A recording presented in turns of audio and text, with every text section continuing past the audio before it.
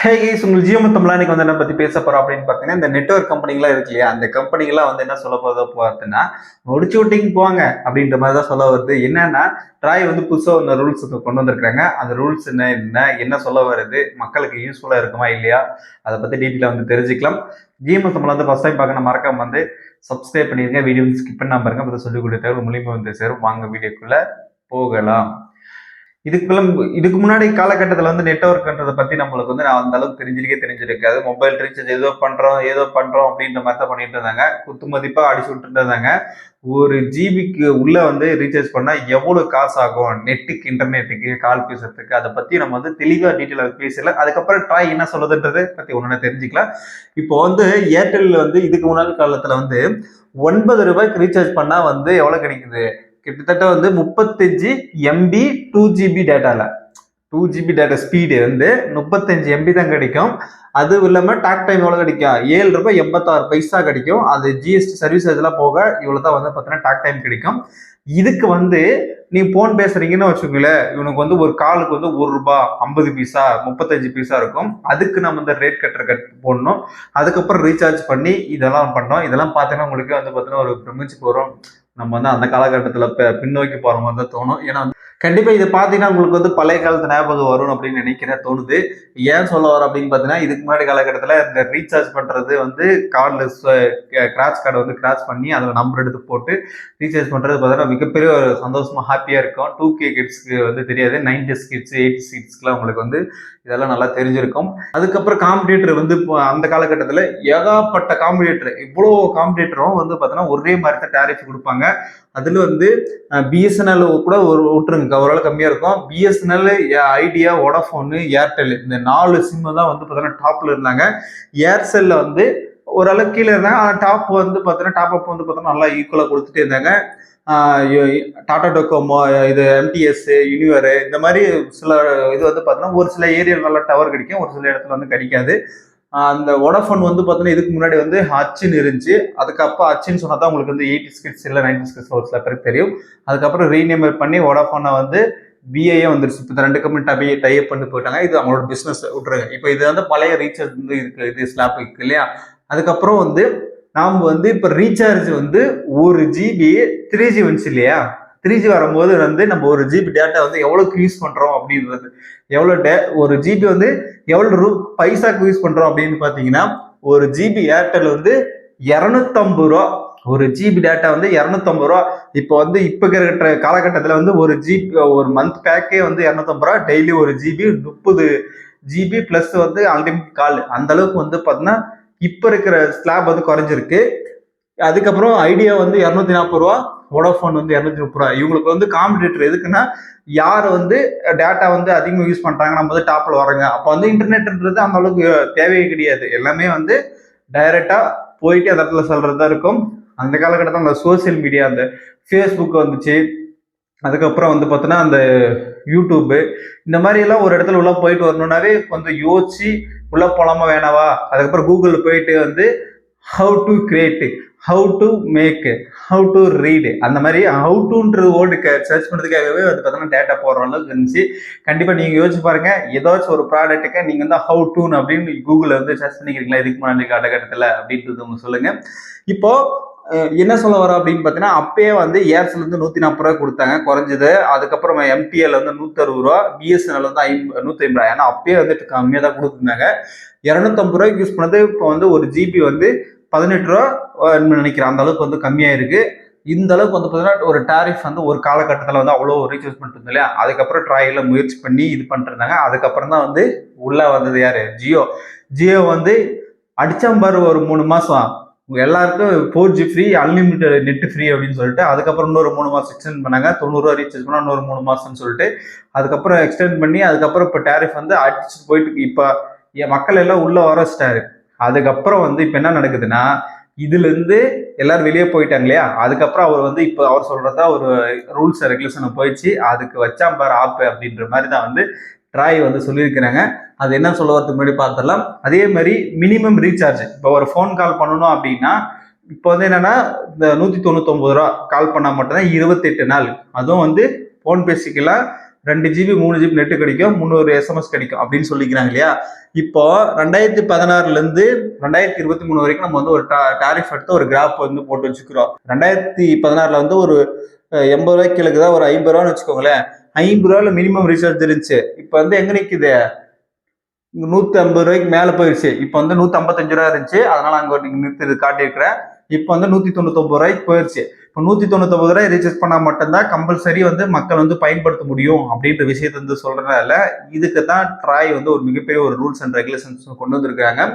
இப்போ இதுக்கு முன்னாடி காலகட்டத்தில் வந்து என்னென்ன யூஸ் பண்ணோம் அப்படின்னு பார்த்தீங்கன்னா, 2000 2005 வரைக்கும் மொபைல் வந்து புதுசாக வந்து தொடக்கப்பட்ட காலகட்டம். அந்த காலகட்டத்தில் வந்து பிஎஸ்என்எல் மற்ற எம்டிஎல் வந்து பார்த்தீங்கன்னா 100 150 ரூபா ரீசார்ஜ் பண்ணால் வந்து எல்லா பெரும்பாலான காலங்களை வந்து நீங்கள் வந்து பேசிக்கலாம் அப்படி வந்து ஆஃபர் கொடுத்தாங்க. ஏர்டெல் வோடாஃபோன் வந்து 50 100 முறை ரீசார்ஜ் பண்ணால் அந்த கார்டில் எவ்வளோ வேலிடேட் இருக்கோ அது வரைக்கும் நீங்கள் வந்து பேசிக்கலாம். அப்போ வந்து அவர் அன்லிமிட்டட் சொல்லுவாங்க, அந்த அளவுக்கு வந்து எதனா கொடுத்தாங்க.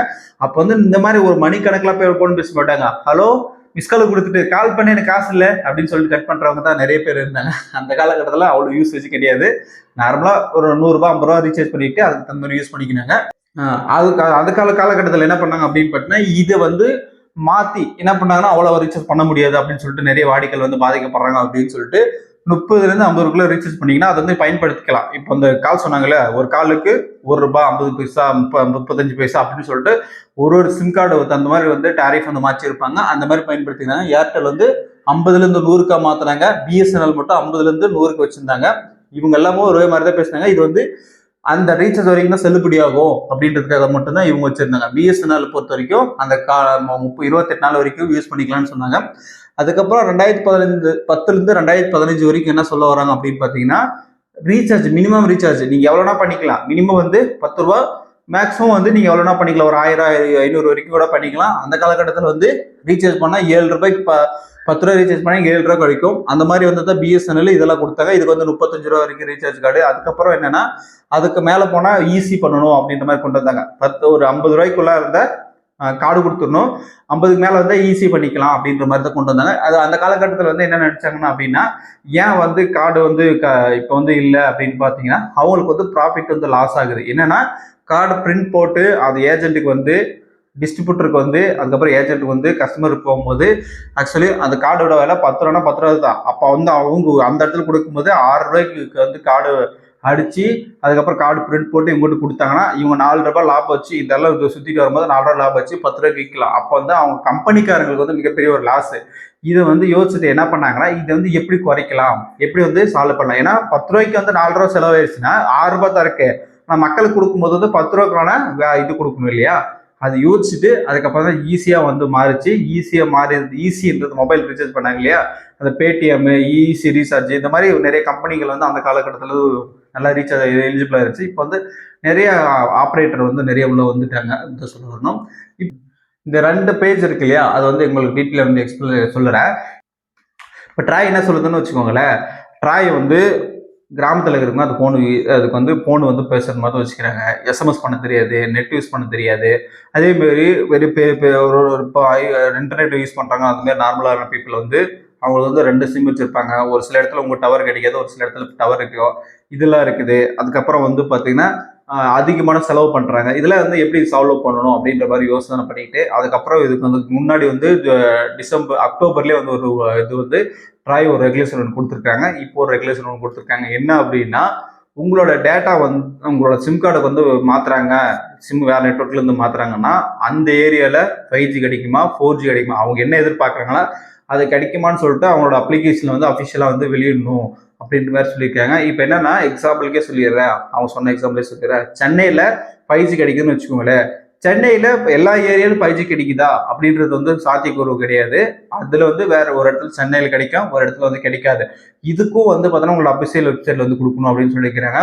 அதே மாதிரி இப்போ என்னன்னா எஸ்எம்எஸும் அதுக்கப்புறம் டேட்டா கால் இது 3க்கு வந்து பார்த்தீங்கன்னா அவங்க தேவைப்படுறது தனித்தனி ரீசார்ஜ் வந்து பண்ணிக்கணும் அப்படின்னு விஷயம் சொல்லிக்கிறாங்க. இதனால வந்து நிறைய பேர் வந்து பயனடைவாங்க அப்படின்றது என்னோட கருத்து. எப்படி சொல்லுவார் அப்படின்னா, நான் வந்து இப்போ 2 சிம் யூஸ் பண்ணுறேன்னு வச்சுக்குவேன். நான் வந்து இன்டர்நெட் நிறைய தேவைப்படுது, அதனால வந்து கம்பல்சரி ரீசார்ஜ் பண்ணி தான் ஆகணும். அதே மாதிரி என்னோட அப்பாவாகட்டும் அம்மாவாகட்டும் அவங்களுக்கு வந்து பார்த்தீங்கன்னா நெட்டுன்றதே தேவை கிடையாது. அவங்க வந்து உடனே ஃபோன் மட்டும் பேசுவாங்க. அதே மாதிரி உங்கள் ஃபேமிலி மெம்பர்ஸ்ல நிறைய பேர் இருப்பாங்க.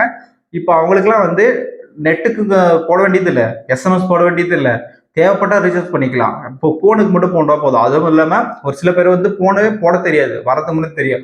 இதுக்கு வந்து ட்ராய் என்ன சொல்லியிருக்கு அப்படின்னு பாத்தீங்கன்னா, நீங்க இந்த இதுக்கு முன்னாடி எப்படின்னா வச்சுக்கோங்க, அதெல்லாம் ஒன்றும் பிரச்சனை இது கிடையாது. ஆனா பட் வந்து இதுக்கு வருங்காலத்துல வந்து எப்படி வரும்னா, எஸ்எம்எஸ் தனி ரீசார்ஜ், கால் தனி ரீசார்ஜ், டேட்டா தனி ரீசார்ஜ், தனி ரீசார்ஜ் பண்ணி அவங்க வந்து பண்ணி பயன்படணும் அப்படின்ற நோக்கத்தில் இருக்குது. இல்லைன்னா வந்து ஸ்ட்ரிக்டா நடவடிக்கை எடுக்கப்படும் அப்படின்ற மாதிரி சொல்லியிருக்காங்க.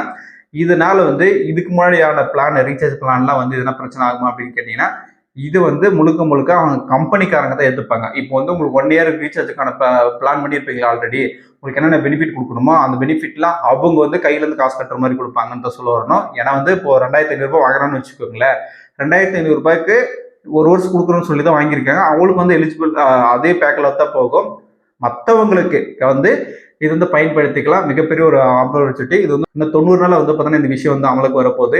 இதனால வந்து நிறைய பேர் பயனாளர்கள் யூஸ் ஆகும்ன்றது என்னோட கருத்து. ஏன்னா வந்து நிறைய பேர் வந்து இது மெசேஜே பண்றதில்ல. ஒரு 90% பேர் மெசேஜே பண்றதில்ல. ஒரு 10% தான் மெசேஜ் பண்ணுவாங்க. அதே மாதிரி டேட்டா வந்து கிட்டத்தட்ட வந்து ஒரு 50% வந்து பார்த்தீங்கன்னா டேட்டா வந்து யூஸ் பண்ண மாட்டாங்க. இதெல்லாம் வந்து மிகப்பெரிய ஒரு பயனுள்ளதா இருக்கும் அப்படின்றது நான் கருத்தில் கொண்டு ட்ராய் வந்து மிகப்பெரிய ஒரு ரூல்ஸ் அண்ட் ரெகுலேஷன் வந்து கொடுத்துருக்காங்க. அது மட்டும் இல்லாமல் எஸ்எம்எஸ் எல்லாம் வெளியில் சென்ட் பண்ணும்போது நீங்க வந்து அந்த யூஆர்எல் வந்து ட்ராய் கிட்ட வந்து அப்ரூவல் ஆகணும். இந்த கார்பரேட் கம்பெனிங்களாம் அந்த ப்ரொமோஷன் எஸ்எம்எஸ் எல்லாம் கொடுப்பாங்க இல்லையா, அவங்களுக்கு வந்து ட்ராய் கிட்ட வந்து அப்ரூவல் ஆகணும் யூஆர்எலுக்கு அப்படின்ற விஷயம் வந்து பார்த்தீங்கன்னா ஸ்ட்ரிக்ட் பண்ணியிருக்காங்க. அது ஆல்ரெடி இதுக்கு முன்னாடி பண்ணிட்டு தான் இருந்தாங்க. இப்போ வந்து ஸ்ட்ரிக்ட் பண்ணி கொடுத்துருக்காங்க. இதுதான் வந்து ட்ராய் வந்து நேற்று வெளியிட்டுள்ள அறிக்கையில் வந்து வெளியா இருக்கு. கண்டிப்பா வந்து நான் அடிச்ச மணி யாரு கேட்குதோ இல்லையோ, கண்டிப்பா வந்து ட்ராய்க்கு வந்து கேட்டுச்சு அப்படின்னு சொல்லிட்டு வில்லேஜில் இருக்கிற பீப்புள் மக்கள்லாம் வந்து எதிர்பார்த்துட்டு இருக்கிற ஒரு விஷயம் வந்து நடந்திருக்கு அப்படின்னு சொல்லிக்கலாம். இந்த வீடியோ பத்தி என்ன நினைக்கிறீங்களோ கருத்து வந்து கமெண்ட் பாக்ஸ்ல கமெண்ட் பண்ணுங்க. தொடர்ந்து இணைந்திருங்கள். நெக்ஸ்ட் வந்து சந்திக்கலாம். பாய்.